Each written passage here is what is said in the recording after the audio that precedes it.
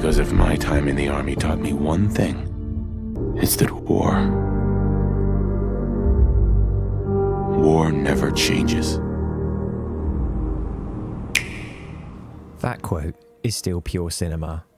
This new haircut's really working for me. Welcome back to the channel, folks. Today we're obviously looking at Fallout 4 on the Switch 2. And I've got to be honest, after seeing that first trailer, I really wasn't expecting much, and I was actually quite pessimistic. But here we are with the anniversary version ported over, with all the DLC, the premium price tag, and all of that Bethesda polish we all know and love. This video isn't a complete review of the game and story, it's just a quick first impressions of the performance, price, and general feel of the experience, so if that's for you, stick around. It may be 8 years or so late, but we finally got it. And war never changes. But performance does, so is Fallout 4 on the Switch a glorious return to the Wasteland, or a nuclear-grade mistake? Let's take a look. Having grown up wasting my weekends in the wastelands of Fallout 1 and 2, and going on to have my mind blown by Fallout 3, I wasn't overly enamoured with what we saw in the initial trailer. While I haven't kept up to date with Fallout 4 since its release and the various versions and DLC, I remembered it looking significantly better. But straight away, I have to admit, it feels quite odd talking about Fallout 4 in 2026, and not the 5th installment. Imagine saying that back in 2015. Nonetheless, Fallout 4 is one of those games that can just swallow weeks of your life. It's a wasteland theme park. You go out intending to do one quest, and you come back 3 hours later wearing a suit of power armor, carrying a stapler, 5 lamps, and a tin of Spam. This Anniversary Edition is the all-in version as well. Base game, all 6 official expansions, and a big stack of Creations content bundled in. Nintendo's own product page positions it as the definitive package. And it is, but it isn't perfect. Not by a long shot, but call it nostalgia or whatever you want. I've had so much fun playing back through this, regardless of all the quirks, negatives, and all the nitpicks I have. The technical side is obviously one of the biggest talking points for a release like this, especially on a hybrid system where docked and handheld play both matter, and even more so, given that Bethesda just released a pretty solid update for Skyrim, and have Oblivion remastered and Indiana Jones on the horizon, so this release is probably bigger than it first seems. Fallout 4 on the Switch 2 offers 3 performance presets: a 30 FPS quality mode, a 40 FPS middle ground option designed around higher refresh rate displays, and a 60 FPS performance mode. Each prioritizes something slightly different, either visual clarity, smoother motion, or a compromise between the two.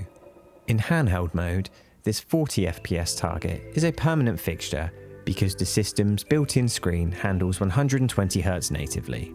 However, since that mode effectively disappears for anyone without a high-end HDMI 2.1 display, I'll be omitting it from the rest of this docked analysis to focus on the 30 and 60 FPS modes that most of us will actually be using. And between those two, the trade-offs are immediately apparent. In practice, the 60 FPS performance option generally delivers the smoothest feel, which suits Fallout's shooting mechanics and fast and at times jarring camera movement very well, but it does so by scaling back image sharpness quite significantly, especially when docked.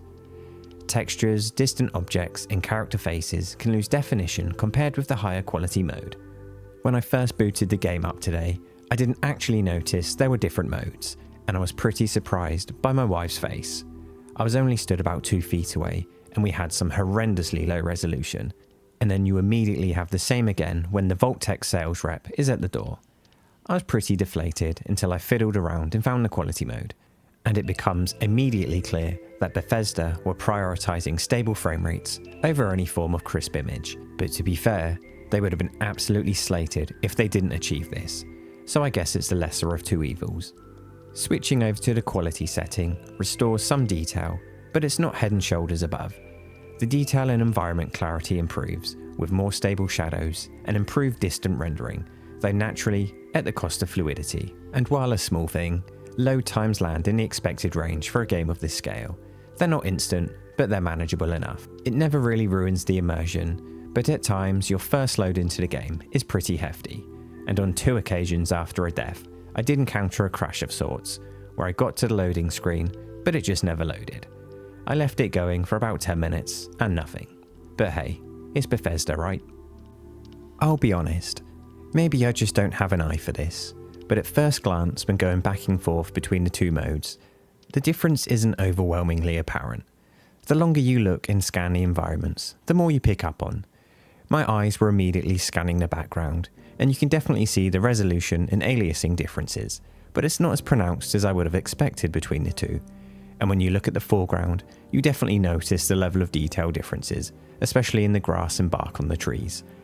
I'm not trying to glaze it here, it's just the differences aren't as immediately noticeable as I would have thought. But one thing that Bethesda hasn't cut is the volumetric lighting, and this really is where the difference becomes apparent. While the overall image can feel a bit soft, those iconic god rays are still here, and even to this day, in the quality mode, they look beautiful, and it just works wonders for the atmosphere. In performance, it's much more muted, and I'm not sure if this is an issue with the system level HDR settings, but the environment does look very grey. I did mess about with the brightness settings and tried to solve it, but it didn't really help much. But yeah, there are times when the differences are much less noticeable and the frame rate takes center stage, and I did actually find myself preferring the performance modes in tighter, more compact areas, but I love to switch back to quality mode for the Wasteland. Annoyingly, you can only switch on the main screen, so every time you want to change between settings, you have to go back to the home page and then reload in. It really is a pain in the backside. And whilst on the topic of the settings, good lord, how have they not implemented gyro or mouse control support? Didn't we just get that like 3 days ago in Skyrim? It surely can't be an issue with the engine, as they're both 30 bloody years old. But that right there really is baffling. When you get later into the game and start crafting and building your base, it seems like a logical implementation. And yeah, gyro controls not existing, it's just madness. This is a massive misstep, and I really hope it gets an update soon. As for the combat in general movement, it really does look fantastic in quality mode, and for sure makes it feel more impactful, and the clarity does go some way to improving the experience of making that skull cracking even more enjoyable. But you really cannot escape how smooth and responsive that 60 FPS feels. I've never been a massive buff for FPS, but it's games like this where it really does make a huge difference. Less so if you're more reliant or just enjoy using the VAT system, but I did genuinely find it tough to choose which mode I preferred. Although I did find myself sticking with the performance mode more often than not, just because of how irritating it is to switch back and forth. But anyways, let's move on to those frame rates. As far as I can tell, the frame rates aren't locked, but for the most part, they're pretty damn stable. And being the pessimist I am, I was not expecting that. Even in the busiest of scenes, with all the particle effects, it was rare to see much movement. The quality mode was the more likely to falter, and does occasionally flicker to 29, but I'm surprised to say that I am genuinely pleased with this outcome.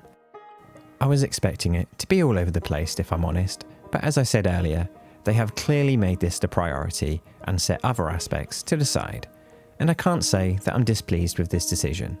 Now, could it be locked? Sure, you are going to fall upon a few frame drops, more so in quality, but this is pretty damn consistent. For what it's worth, this may change slightly when visiting the likes of Diamond City and such, but I'll get to that in my full review. But for now, yeah, colour me surprised. Fast camera movements, busy fights, and switching between first and third person doesn't really seem to make much change, and you don't encounter any issues when jumping in and out of the Pip-Boy menu like we saw with the water in Skyrim. As this is the anniversary edition, the amount of content here is staggering. You are getting the complete experience, but that content comes at quite an eye-watering premium. Fallout 4 is currently listed on the eShop for £52.99. That's €59.99 in Europe, $59.99 US, and $79.99 Canadian. It's effectively asking full price for an 11-year-old game. While it's the most feature-complete version available, it's still a significant investment for a port. They did announce a physical release, if you can call it that. It's releasing in late April, and it's a code in a box. No game card, just a digital voucher for a massive 61GB download. Even though you could argue the content on offer more than merits this price. It just feels a little dirty. You could make the argument that for first-time players, this is an incredible package. You have hundreds of potential hours of play with the 6 DLCs that add 50% more landmass in about 80 hours of content, in addition to all of the Creation Club exclusives baked into the base game. Supposedly one of the biggest selling points for this version, but something I'm not too fussed about. Essentially, Bethesda has taken over 150 pieces of what used to be paid Creation Club content and chucked them into the Anniversary Edition. And sure, it's nice, but it doesn't quite add up for me. Now yes, I have bought it, and I will likely get another 100 hours out of it again, but for a new player who maybe isn't quite the fan, or is maybe expecting a more modern, polished experience, I'm not entirely sure that it's justified. For all intensive purposes, it isn't that different from the experience back in 2015. I know they are likely just keeping the price in line with other versions currently, but it's a tough one. At that price, they didn't even implement gyro or mouse support. That's crazy. For players comfortable with traditional controller aiming, this won't be a deal breaker, but given the platform's capabilities, it does feel like a missed opportunity. But ultimately, I can rant as much as I like. For many players, portability and convenience will decide whether that premium price feels justified, and maybe a little nostalgia. And look, I'll be a massive hypocrite once again, and say with 100% certainty that I will pay it all over again if they remaster Fallout 3 in New Vegas. I know I haven't dwelled on handheld mode too much, but it's largely the same story. The 40 FPS option is a nice addition, but honestly, I'd have traded it for gyro support in a heartbeat. That said, 60 FPS performance mode actually presents itself much better on the smaller screen, making it my go-to choice for portable play.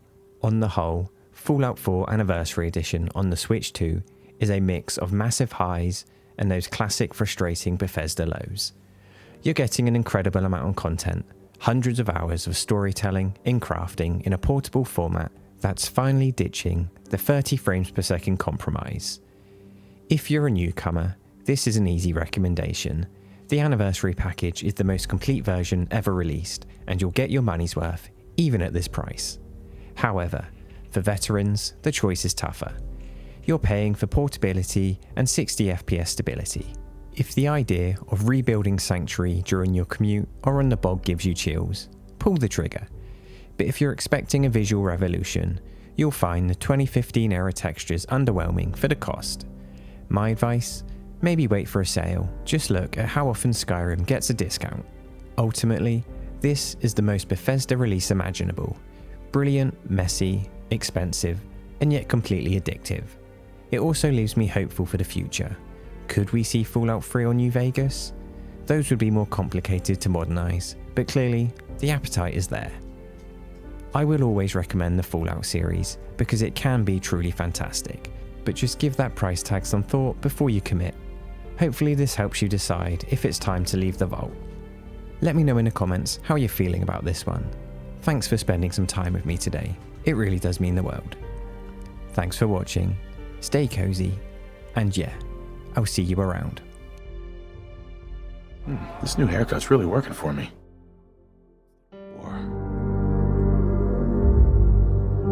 War never changes.